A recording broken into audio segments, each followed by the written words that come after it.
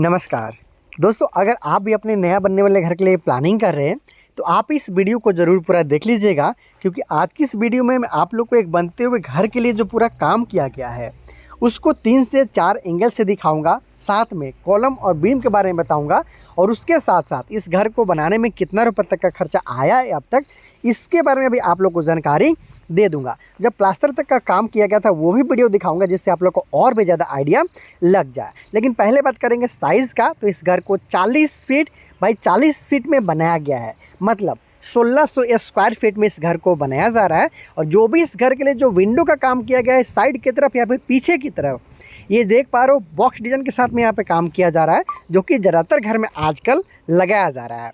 साथ में जो पीछे की तरफ बालकनी का काम किया गया है, लगभग 3.5 फीट के आसपास तक में पट्टी बीम के साथ में यहाँ पे बालकनी का काम है वो किया गया है। इसके साथ साथ जो ऊपर में पैरापेट वाल है साइड और पीछे की तरफ बिल्कुल सिंपल में है, जबकि सामने की तरफ पोर्टिको का निर्माण में किया गया है। वो सारा कुछ आपको स्टेप वाइज अभी दिखाने वाला हूँ। तो चलिए मैं आपको डिफरेंट एंगल से इस घर को दिखाता हूँ कि किस तरीके से सामने से इसका काम किया गया है। लोग को डिफरेंट एंगल से भी दिखा देता हूँ। साइड और जो फ्रंट का एंगल है उस एंगल से आपको दिखाने की कोशिश करता हूँ। तो यहाँ पे भी आप विंडो का काम है उसको देख सकते हो। उसके साथ साथ कॉर्नर पे जो पोर्टिको का निर्माण किया गया है ये काबिल तारीफ़ है। दिखाऊंगा आपको कि पूरा किस तरीके से काम किया गया है, लेकिन स्टेप वाइज।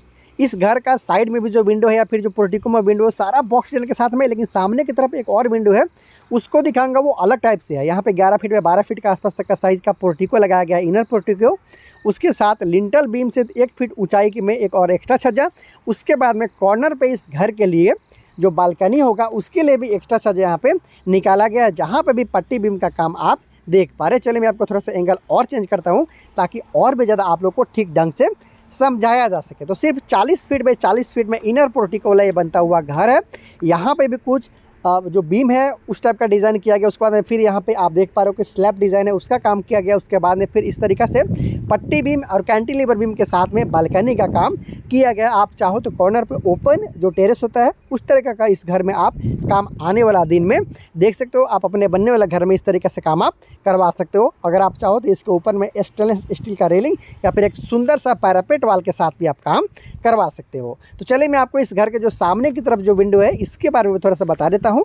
ये फ्रंट व्यू आप देख पा रहे हो, तो नीचे में कुछ इस तरीके से, फिर साइड में, फिर ऊपर में आप देख पा रहे हैं। तो यहाँ पे ब्रिकवर्क किया गया। उसके बाद ये जो बीम जैसा डिज़ाइन है उसको देख पा रहे हैं। फिर लिंटर लेवल से ऊपर इस तरीके से डिज़ाइन, और ऊपर में जो आपने देखा था कि पट्टी वाला बीम के साथ में यहाँ पे छज्जा का काम है वो किया गया है। तो 3 एंगल से आपने देख लिया कि आखिर इस घर का काम को किस तरीके से किया गया है। इस घर में आपको 3 बेडरूम के अलावा hall, dining area, kitchen, toilet, bathroom के साथ सीढ़ी, पूजा रूम और पोर्टिको देखने को मिल रहा है। दोस्तों जानेंगे कि आखिर इस घर को बनाने में कितना रुपये तक का खर्चा आया, लेकिन एक और एंगल से आप इस घर को देख लीजिए ताकि थोड़ा सा और आपको आइडिया मिल जाए। फिर प्लास्टर तक का काम दिखाऊंगा, फिर जानेंगे कितना तक का खर्चा आया। तो यहाँ पे सीढ़ी का काम आप देख पा रहे हो साइड में किया गया है।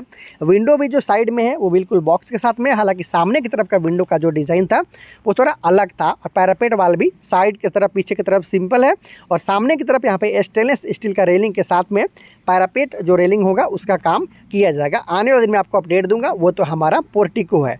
तो आपको 3 से 4 तरह से मैंने घर को दिखाया कि आखिर किस तरह का इस घर का काम को अब तक किया गया है।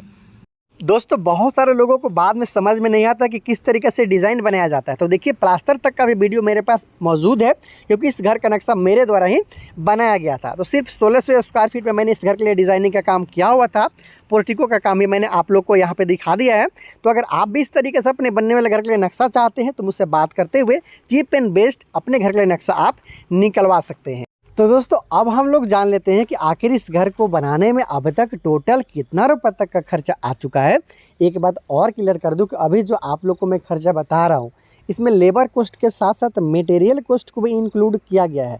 जैसे कि इस घर को बनाने में जो सीमेंट लगा, जो गिट्टी लगा, सरिया लगा, इसके साथ साथ जो ईंट लगा, उसके साथ जो मजदूरी चार्ज लगा, नक्शा बनाने से लेकर अब तक का टोटल खर्चा का अगर बात कर लिया जाए तो 17 लाख के आसपास तक में खर्चा इसमें आ चुका है। तो अगर आप भी अपने बनने वाले घर के लिए प्लानिंग कर रहे हैं, 1600 स्क्वायर फीट में कुछ इस तरीके से काम कराना चाहते हैं पुट्टी तक के लिए, तो आपको इतना तक का खर्चा आ जाएगा। हालांकि जैसे इस घर को कंप्लीट किया जाएगा, जैसे कि पेंटिंग किया जाएगा, इसके बाद इसे फिनिश किया जाएगा, ऊपर में रेलिंग लगाया जाएगा, वो सारा काम आपको स्टेप वाइज बताते रहूँगा, अपडेट देते रहूँगा। अगर आप भी अपने बनने वाले घर के लिए नक्शा चाहते हैं तो मुझसे कॉन्टैक्ट करते हुए आप अपने बनने वाले घर के लिए नक्शा भी मुझसे ले सकते हैं। और भी बहुत सारा वीडियो के लिए आप चैनल को सब्सक्राइब भी ज़रूर कर लीजिएगा।